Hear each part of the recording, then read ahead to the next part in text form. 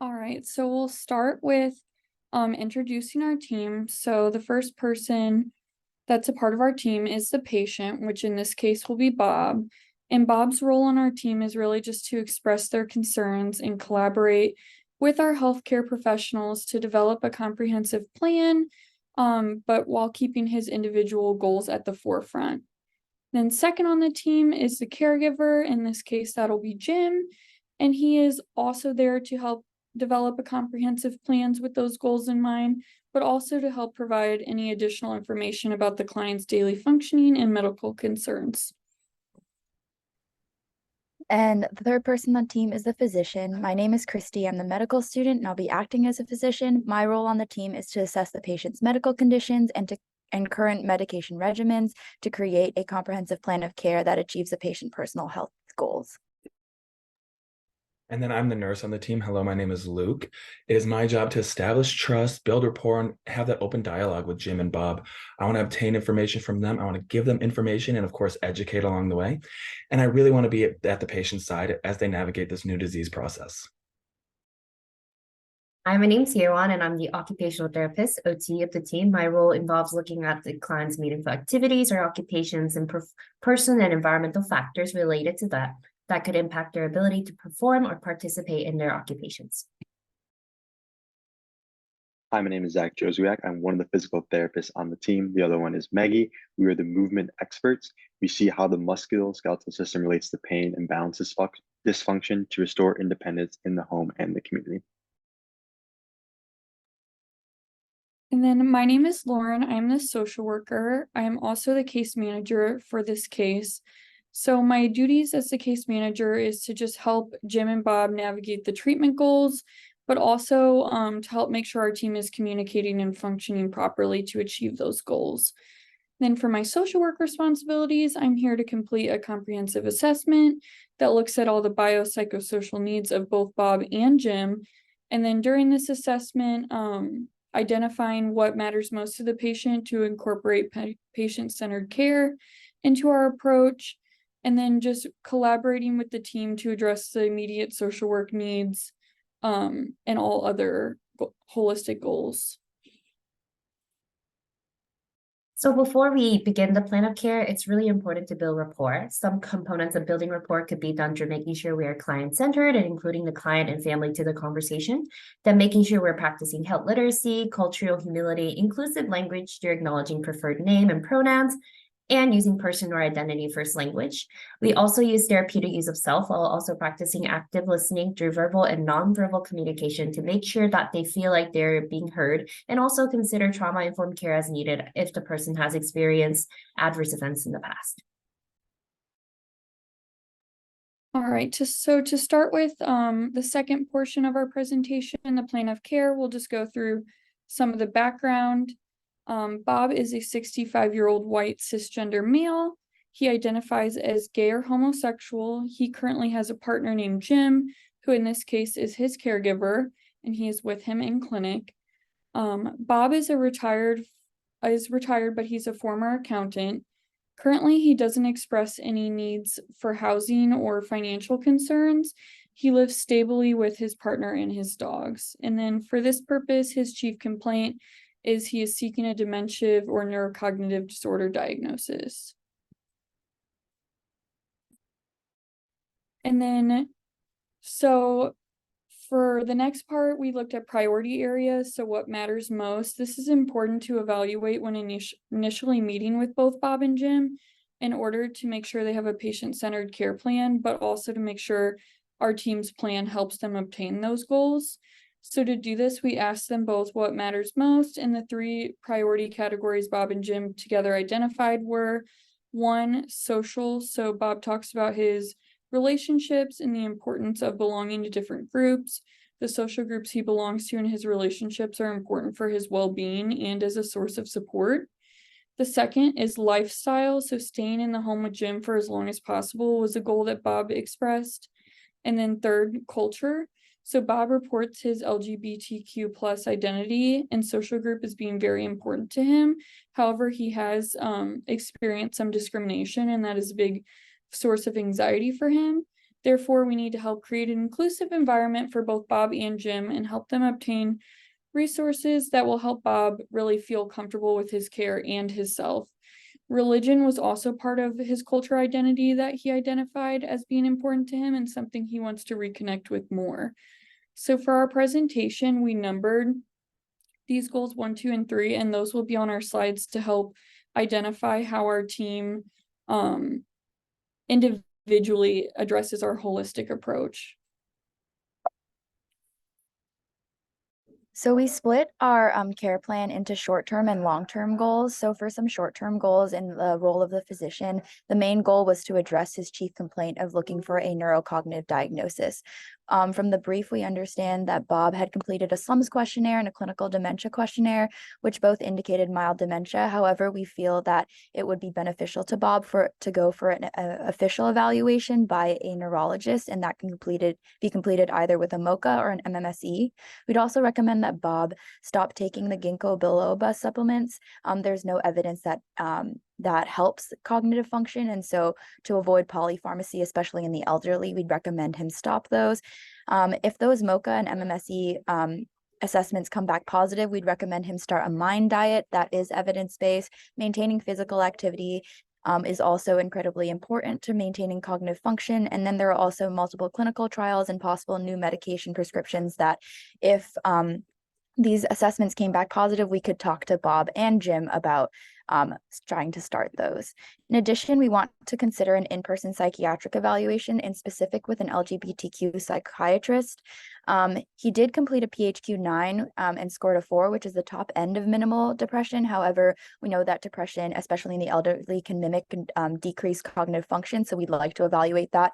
And I'd be working with Luke, the nurse, to help with that. And if that comes back positive, we would like to consider an SSRI, specifically mirtazapine, which could also help his appetite, which is an issue that he also brought up.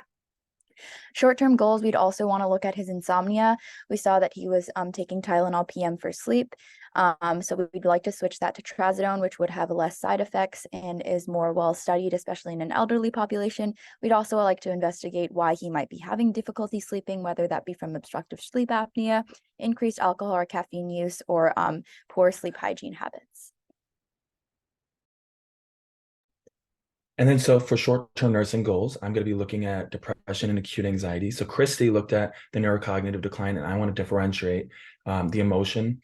So I'll be looking at depression and anxiety, as I said. So if Bob is positive, connecting with support groups, preferably an LGBTQ plus one, if Bob would like to join one of that, but really any group that he so chooses. I also want to encourage Jim to reach out to his family to not only take care of himself, but also to help Bob in this process, right? We know Bob is Jim's son's in the area, and Bob has a good relationship with him. So seeing what his son's willing to do, how he's able to help out, and how we can implement that. I want to look at diabetes and insulin correction secondary to appetite loss. I would refer this to a nutritionist. We don't have one in our team, but that is definitely an aspect that we do want to take into consideration. I want to provide education for Bob and Jim. So they're having a lot thrown at them. So I'll be using the teach back method to see what they retain and see where we can go from there. I also want to encourage exploring spirituality. Bob said this was important to him. And we also see that this is important for not only all our patients, but specifically in older adults. We see Erickson's stage of integrity versus despair. So helping him navigate this with now this chronic disease on top of it, and going from there, I believe spirituality would be a very key component in that. As an OT, I would probably start with some functional cognitive assessments along with the neuropsych eval that Christie mentioned, like the kettle test or PASS, to see how Bob's cognition affects his daily activities and see what assistance or cueing he needs. Then I will work with the PT to see what their home is like and see if they're open to adapting their home environment to match Bob's current level of functioning, which leads to caregiver education and talking to Jim about delegating responsibility, including caring for pets and simplifying daily activities, and as well as discussing some possible assistive technology and environmental setup ideas to optimize Bob's independence as much as possible. Since the case does mention that Bob is computer savvy and loves new technology, assistive technology like medication dispenser to remember to take medication or a smartwatch to remind him to do things could be beneficial. If these are not financially feasible options for Bob and Jim, this might be something to discuss with the social worker for financial support to provide these technology. Then based on the home eval, we can of course also try environmental setup, which can look like having the personal hygiene tools like toothbrush, paste set, or brush already ready for Bob as an environmental and visual cue so he can remember to complete those tasks. Some of the short-term goals for physical therapy would include decreasing his risk of falls and unsteadiness. And we can do this through dynamic balance in and outside of his base of support to mimic his home environment. And we can do this through dual task balance activities. And this can help maintain his cognitive function because we know that he has some functional mobility difficulty around his home currently. We would also like to work on decreasing his OA-related knee pain. We could do this through lower extremity strengthening through functional activity interventions. Since Bob's main goal was to stay in his home, and improving his functional mobility and balance is critical to preventing falls and maintaining this independence. Working on lower extremity endurance would also help ease transfers and stair navigation. We would also like to incorporate some manual therapy interventions to help maintain his range of motion and establish a therapeutic alliance as well. Finally, we would like to establish a home exercise program, and this could focus on Bob and Jim's interests to encourage lifelong movement for total well-being. And we can do this maybe through walking the dog for daily movement or getting him involved in a community exercise program. And we can even work on getting a home exercise program on his phone because we know that he enjoys working with technology. So for my short-term goals for social work, they mainly address priority areas 2 and 3, so lifestyle and cultural goals. But my first goal would be to complete an advanced directive with Bob and Jim. This can be really beneficial to have on file so the team is aware of who we can coordinate with for his care, but also for down the line if he's deemed not to be able to make his own decisions. This is good to have. Also, once completed, we can upload it to a chart so it's obtainable for the whole team. And Bob and Jim are not married, so Jim would not automatically be the person who would be his power of attorney. So that is important for them to fill out so that he can have his wishes upheld. And then the second one would just be more education on advanced care planning for down the line. Third, connect Jim to caregiver resources and support. So we have those through SLU Aging and Memory Clinic, but there's also community resources that we would want to refer Jim to. And then finances. Finances is something that came up as becoming a struggle for Bob, but as he was a former accountant, this is something that is still kind of important to him. So collaborating with Bob and Jim together to help kind of coordinate how that's going to look so that Bob can still have some of his independence and feel like it's not another thing being taken away from him, but also reassuring Jim that things are going to be taken care of.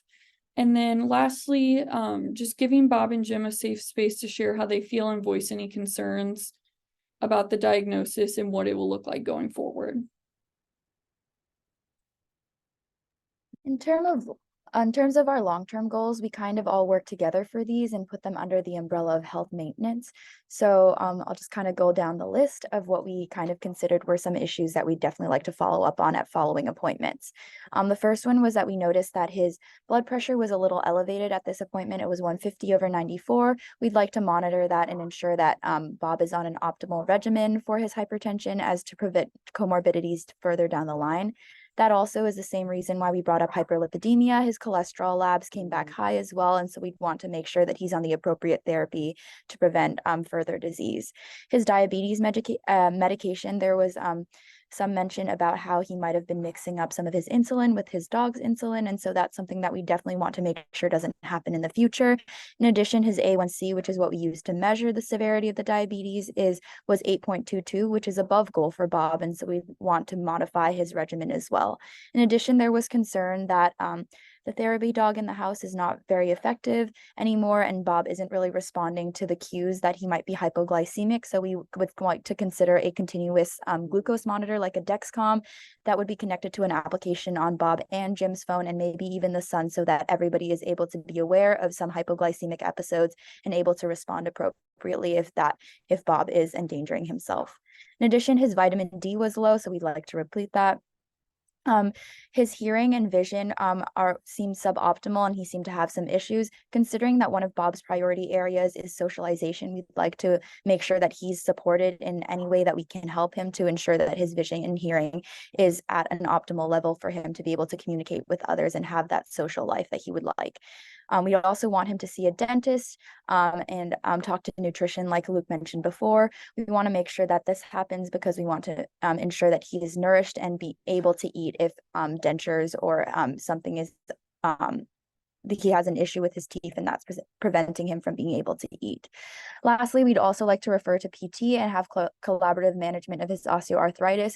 Him being able to stay in his own home requires him to have some sort of mobility, and so working with PT would be the best way for us to hopefully manage that and help him stay in his home for as long as he can. And then a long-term partnership with social work and OT as his advocates throughout this whole process and through this big transition in their relationship and Bob's own relationship with himself would be really, really important as we move forward with working with them to figure out how we can help them. All right, so education, education, education. We know how important that is for leading to better patient outcomes. So my entire team is going to be hitting that every chance we get. We're going to be drilling it into Jim and Bob's heads. As I said, we're going to be using the teach back method for this. So we're going to be looking at environmental modifications, safety education. From my point of view, this is looking at IADLs and ADLs, secondary to my conversations with OT and PT. And in my conversations with Bob and Jim, if I see healthcare barriers come across, I'll reach out to social work, right? So that's how we can see that interprofessional dynamic at play. Continued caregiver education. Point blank, Jim's going to need to step up. But how do we also preserve Bob's autonomy? That comes from open discussion, open dialogue. So a little bit different than that teach back method. As we know, what works for one couple is not going to work for another. So looking at what works best for them and going from there. Community-based exercise programs. This is just another avenue my team wants to try to address, looking at physical health, trying to preserve and maintain Bob's physical health. It helps with mental health. It helps with disease processes. It's something Jim and Bob can do together, right? And it gives them a community, right? It's community-based. So look with that community, we're also going to be looking at spirituality. Bob said this is important to him. Bob says he wants to reconnect. That can provide a community for him, that can help provide support, and it gives him a higher purpose as he deals with this chronic disease. So all this is extremely important, and we're going to be educating along the way to incorporate that. So another long-term goal of ours is just resources. So providing continuous education along with the resources for those. So the first being LGBTQ plus groups, as Bob and Jim have expressed how this is important to him and giving him that inclusive community. Inclusive faith communities are also important. Things like the Slow and Aging Memory Clinic to help with not only Bob come to terms with his diagnosis, but also Jim. They have a lot of caregiver resources, education, support. As we know, caregiver burden and stress is a real issue, especially when it's very new. So helping them ease into this transition. Another resource we'd like to provide is home health aid agencies. We think it would be beneficial to have someone in the house. It'll help Bob, but it'll also help Jim relieve some of that caregiver burden. One of those would be Aging Ahead. And then socialization for Bob. We've talked multiple times about the benefits of socialization, but adult day healthcare would be something that we could look at providing Bob and Jim with. And then again, just general support groups. And then the last one would be transportation resources. With this new pending diagnosis, Bob may no longer be able to provide transportation for himself, and that can be a lot on Jim along with the other daily activities. So finding transportation resources to help coordinate to doctor's visits, social groups, church, adult day healthcare, all of those other resources, that could be very beneficial to both of them. All these short and long-term areas in mind, we also want to make sure that we're tracking the overall progress on whether Bob and Jim are doing better with our plan of care as a whole team. We can use self or caregiver reported measures like quality of life and performance of his daily activities, and also redoing certain assessments to see objective measures of improvement in Bob. These will help the interdisciplinary team continuously reflect and discuss what is working and what is not to continue providing the best of care to Bob and Jim. Next, we want to bring up some safety and ethical considerations that we found while working with as a team. First, we kind of want to remove any throw rugs or pet toys in the home and mainly just clear out any clutter that so we can improve Jim and Bob's ambulation around the home. We can also utilize technology and have them film problem areas in their house to work on fall prevention strategies inside and outside of the home. We also want to get some night lights around the house. In the brief, it was noted that kind of had some difficulty ambulating at night. So that's an easy way to kind of prevent falls and increase mobility. Next, we want to make sure, as Lauren mentioned, maybe consider a driving screen or talk with Jim if he's okay with doing some of the driving later on as Bob kind of progresses with his disease. Next, we need to make sure there's monitor his blood pressure. So we can do this through medication, exercise, and kind of watch how his blood pressure response is with increased activity to maintain it's in a safe range. Next, we know that Bob is experiencing a lot of change all at once and we want to ensure that he has a good support system, that a care team that can help him ease anxiety so he doesn't feel that hopeless or that all is lost. And next, we kind of, as Luke mentioned, maybe do a swallow study. We know he's having problems eating, and we want to make sure that he maintains weight and doesn't prevent or avoid eating food because it's difficult. Next, we want to make sure, kind of like what Yewon mentioned about using medication dispensers or making sure that Bob and Jim understand what medication is taking when to ensure that medication isn't taken on the wrong day or too much is taken to make sure everything is safe and correct. Next, we want to talk with Bob and Jim about the dog. We know that as Bob ages, this dog might be harder to be taken care of. So talk with other caregivers or neighbors or people who can help out to see if they can make sure that this dog can be a part of their family for as long as possible. And then lastly, we know that Bob is going through a lot of changes, but so is Jim. So does Jim have a good support system? We want to talk with Jim and see if he has all the pieces that he needs to be able to take care of Bob as he ages and make sure that other people can help him out if he needs. Along with safety, we always need to make sure that we're considering ethics. So some ethical principles we discussed were making sure that our actions are intended to benefit the clients, respecting the client's self-determination, privacy, and consent, and refraining from actions that can cause harm to others. Additionally, we always want to promote equitable, inclusive care and provide accurate and objective information to our clients. On top of that, we're always considering their culture and health literacy levels. So this next part is the beginning of our reflection of kind of how our team process went. So this is just a little outline of the main forms of communication we used. GroupMe was the easiest way for us to all get together and to kind of send each other quick messages if we had any questions about anybody's plans. We also used Google Drive where we had a shared drive with group work. This allowed us to kind of check in and see if our plans were aligned with other people's plans, and also to ensure that if there was overlap that we were kind of talking about it together, and so that we would ensure that we were prioritizing Bob's priorities while making our individual plans and ensuring that they kind of all become a cohesive plan together. We also had to-do lists and delegated tasks that allowed for organization of what we needed to do before our next meetings. Considering that all 6 of us are on different schedules, a when to meet was utilized in order to find optimal times for us to meet. And then we mostly met on Zoom for ease, just because, again, we were all 6 different schedules. And so Zoom was the easiest way for us to meet together to talk about our plans and to also rehearse our presentation. So overall, we think we had a pretty successful coming together between different disciplines and students with very busy schedules. Our group discussions were very efficient and productive, and we found overlapping areas, which leads to our last yet most important success, which is we learned more about the overall interprofessional collaboration and dynamics through this experience. And while our team meetings, I think, were very successful, of course, there are going to be some challenges. So as they've already mentioned, scheduling was difficult between the 6 team members. We're all students, so we have busy schedules between classes, work, other life obligations. So that was one of our biggest barriers as a team. And then the second, we wish that we had nutrition, dental, and or speech just to dig in deeper to those issues and be able to give them more of a holistic care plan. However, we did discuss like referring out to those to make sure that they still were able to see those disciplines and have their needs addressed.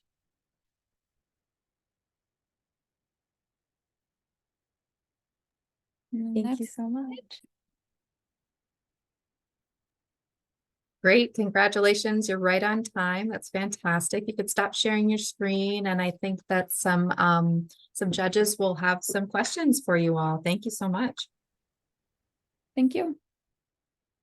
Great. Why don't we announce who we are and where we're from and what discipline we're with as a judge as we ask questions. So I will open the floor for the other judges to ask questions at this time. Or I can start if Marla, I see you. Oh, no, go ahead. Go ahead. Oh, okay. Well, I'm Chris Talley. I'm an associate professor in the School of Nursing and a gerontological nurse practitioner. Welcome to the competition. Really, really good job with your presentation.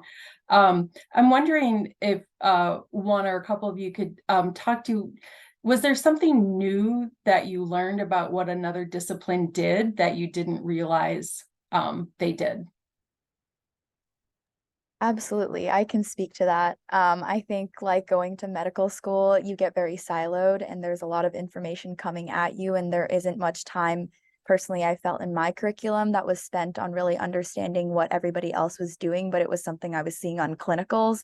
We'd always be like, refer to OT and PT, and I'd read the note, but I didn't really understand the process. So being able to look at Maggie and Zach and Yewon's work and understanding how they approach the situation, kind of what frameworks they were working through and how they kind of came to create their plan, in addition with Luke and Lauren as well, that really gave me much more insight into how best I can present information to those specialties in the future when I'm referring patients.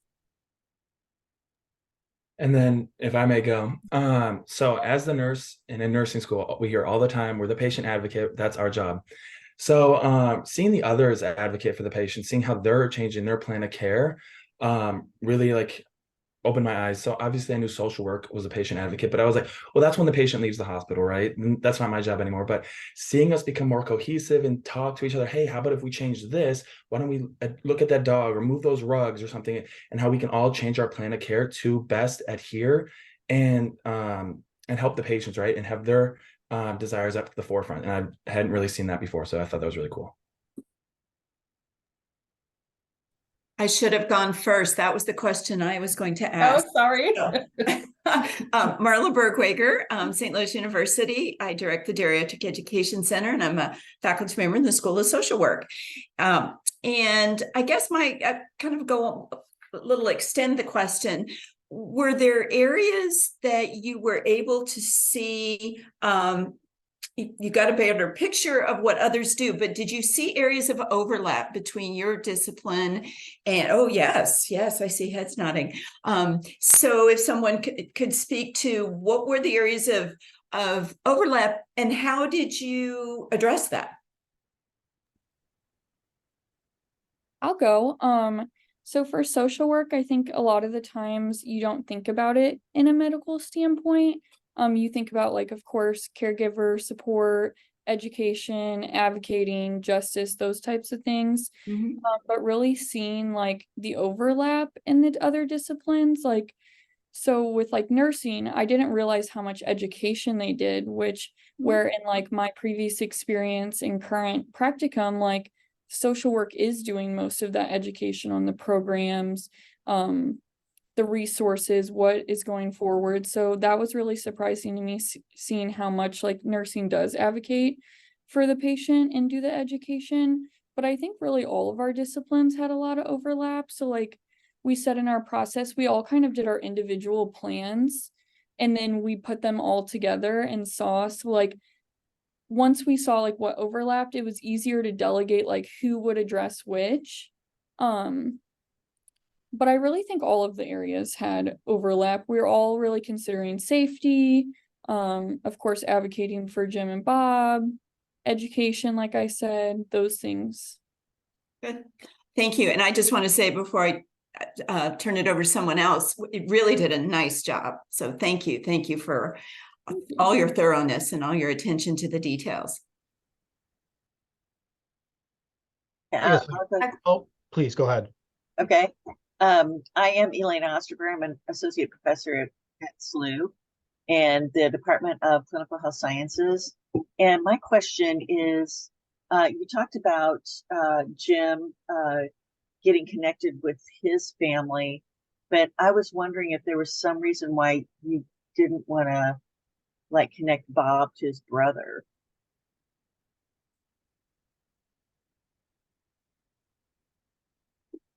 That's a great question.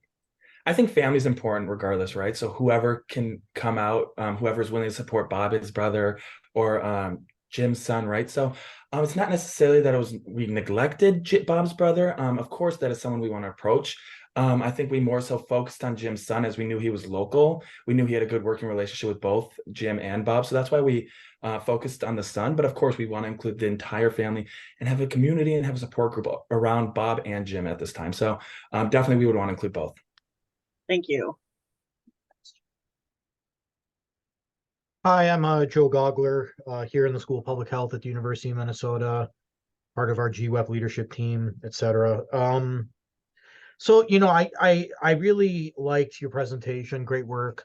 And one thing that jumped out at me in your presentation was this emphasis on education, education, education. Okay. But take it a step further. When you have this multidisciplinary team, and in part, I think you addressed this in your presentation, but articulate it for me. What else do you need besides education to really result in the outcomes I think all of us would wish for in this context? Take it one step further for me. And I'm sorry to keep speaking on my behalf of my group, but with that education comes listening, right? What would work best for Jim and Bob? So we're going to be silent. We're going to listen. We're going to hear them out. I'm not going to be asking my why questions for all the nurses. We know that. We don't do that. We say, tell me more. So we're going to be probing. We're going to be trying to find out and listening. And then so that we can build a plan of care most applicable and specific towards them, right? I don't want to just say, do this, go do this, but that's not going to work for them. So listening and then changing our plan of care from there. I think in addition to that, Yewon's slide about how we're going to actually measure these outcomes is also a really important part of education. And so Luke's emphasis on the teach back method and having practical kind of SMART goals for us to be able to evaluate would help us understand if our care plan is working the way that we want it to, and to have that open and continuous conversation. Also centering Bob and Jim as independent members of the team, I think, was one way for our team to also help them have some autonomy in this process and to be able to have some ownership over his care and his plan of care going forward. So I think all of those things, in addition to the education, is what we would hope to result in a appropriate plan of care that is effective and feasible for all parties involved. And with that, one thing to add is, while education is short-term and long-term, it's going to be ongoing. We do understand that needs and plans will change. So as his needs progress, as things change, whether it's relationship dynamics, interest, ADL, IDL dependencies, like, we will adjust the plan and continue to educate ourselves, really, because it's not only a process for them, but it is going to be an ongoing changing process for our team. I think also we started the presentation kind of targeting the goals that Bob and Jim wanted together. So by creating our plan based around that, we know that if we can relate our goals to their goals, they're going to buy in because they're actually things that they want to do. So not doing balance interventions because we want to improve their balance, but we're improving balance interventions so that they can stay in their home. I think constantly reminding the team that everything we're doing is towards their goals, and reminding them that will help them buy in even more than education will as well.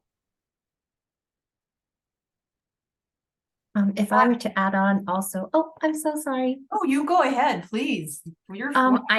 I think the really also like bigger picture stuff, I think considering like very like reality check, like insurance and everything, not everything's going to be long term. We can't be with Bob and Jim forever, although we would love to like work on them with them forever and, just like look at their improvement and everything. But considering all that, I think it's really important with the sustainability of how, like, where are they going to be even without us. I think education is a really important part that can stay with them, and then also use with like home modifications and everything that will last them a long time, even if maybe they need to discontinue their services. So I think that's like another thing that we considered.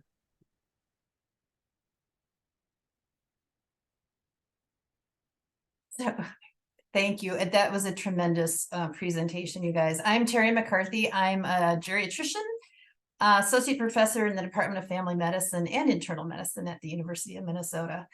It is so wonderful to hear this case pulled together by all of you so comprehensively and so beautifully. I'm really impressed. I haven't judged before, so this is new to me. I'm a little bit overwhelmed, honestly.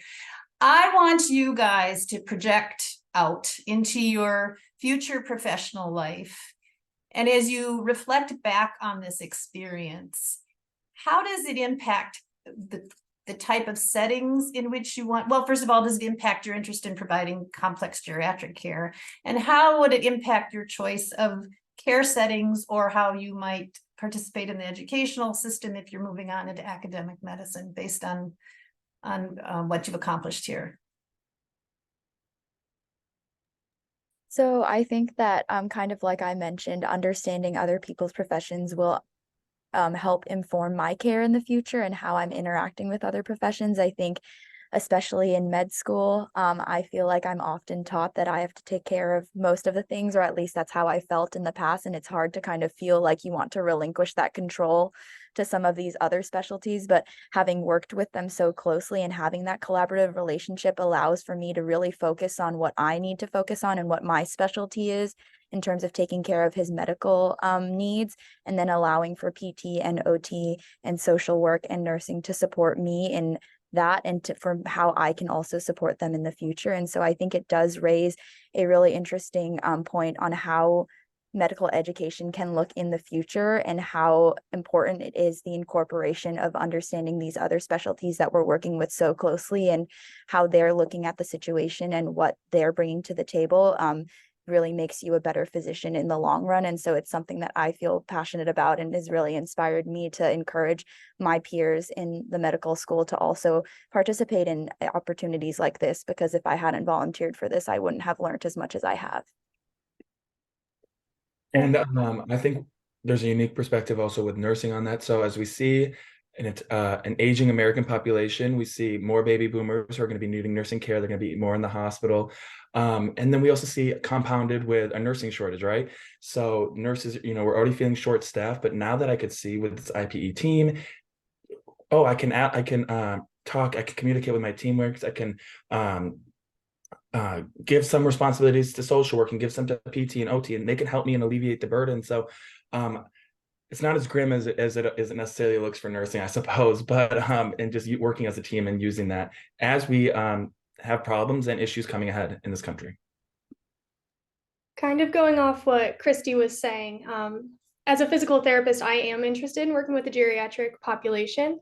However, I have been a little intimidated as I've been working with the geriatric population in my clinicals, just because they can have more complex medical conditions.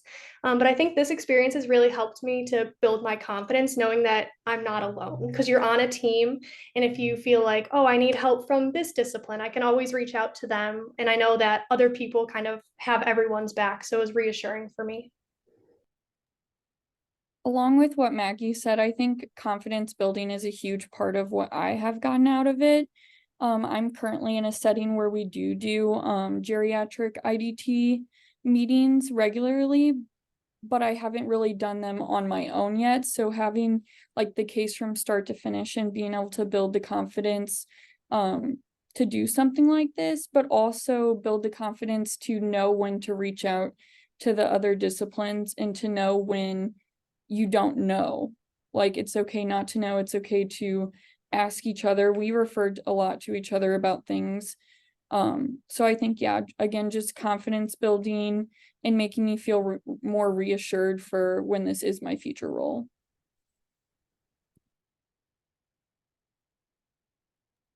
I guess for me, pediatrics was like the previous background I've had, and I still work with kids. And when I went to OT school, I really thought that peds was going to be the way or whatever. And I'm currently taking adults classes, and then also this interprofessional collaboration definitely made me like go more towards geriatrics and older population, because it is so interesting and complex.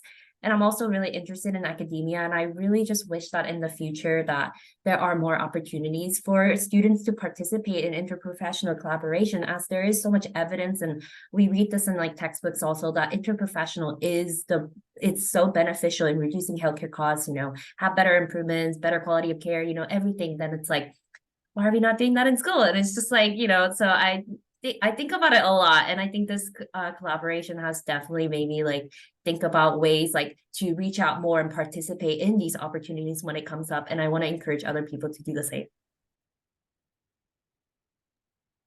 For the past 4 years, I've worked as a caregiver in a nursing home throughout out of high school into college, and I've experienced a lot working with the geriatric population, especially when care teams don't go a whole lot or don't go that well. So I think that coupled with my clinical experiences and having an interest in geriatric care, I think this has opened my eyes to how we all can lean on each other, as was mentioned earlier. I think people in healthcare are really caring and loving people, and they feel like they need to help and they can do it, and they put everything on their own shoulders. I think that causes not only a lot of burnout, which we are seeing in our current country, but also that we learn a lot about a lot of different things. Like, although I'm studying physical therapy, I've learned a lot about nursing and OT. So I feel like I have a little piece that I need to kind of like teach. But in reality, I can just do my part and lean on other people who are more specialized and have an expertise. So we all can kind of share that piece of the pie to kind of collaborate with the patient. So I think that's kind of what I learned most, that although my education has been multidisciplinary, I can lean on other people around me to help build a great patient experience. I will go to work tomorrow as a happy academician. Thank you. It's wonderful. And Allison, did you have any questions as the last judge on the team here? I was going to say, do we have time for one more question? I'm Allison Gibson. I'm an associate professor in the School of Social Work at SLU. And I've seen you all before. Thank you again for a lovely presentation. I wanted to ask if you all, without throwing each other under the bus, did you have any conflict as a team in kind of deciding how to either put together this case or kind of talk through the recommendations for the client? And if so, how did you guys work through that conflict? I honestly, like answering this honestly, I really don't think we had any conflict. I mean, there was definitely overlap in our plan, and so there was a discussion about who would take what process. I think one example I can think of specifically is the evaluation of the depression in Bob. That was something that I had originally taken on, considering that like in my field, or what I'm taught, is that they would see a psychiatrist and that would be a physician. And so since I was somehow encompassing all of these physicians in one role, that would be part of my job. And so after having a conversation with Luke about how nursing can actually really be beneficial to the patient and evaluating that as well, considering their close relationship and how much trust that there is between them, that was something that I felt would also be beneficial for Luke to undertake. And it also took some of the weight off of my shoulders. So kind of echoing what my colleagues were saying about how there are times when you can see that there are other people in different specialties who can support the patient in some other ways, and you're still working towards the same goal. And so I think that would maybe be an example of a disagreement that we came to, but it really wasn't a disagreement. It was more of kind of understanding someone else's role and how we can support each other in achieving the best care outcomes for the patient. And going off of what Christie just said, I think more of the conflict in my experience was internally, like not pushing all my social work goals and agenda more than the other disciplines. Like I had to really realize, like, I could probably come up with 10 more areas of social work goals that I would love to work on with both Bob and Jim, but I have to think about, is it addressing what matters most to them? And is it more important than some of the immediate goals of the other disciplines in the team? So just kind of like reflecting back and like making myself prioritize my goals, but also make sure like I'm letting the other disciplines address the goals too. So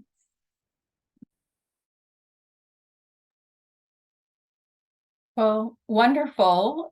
Thank you very much, Team 12 from SLU. I'm going to echo what Dr. McCarthy said. I'm very hopeful. I'm feeling very good as an academic as well to see the great presentation and teamwork that you guys have done.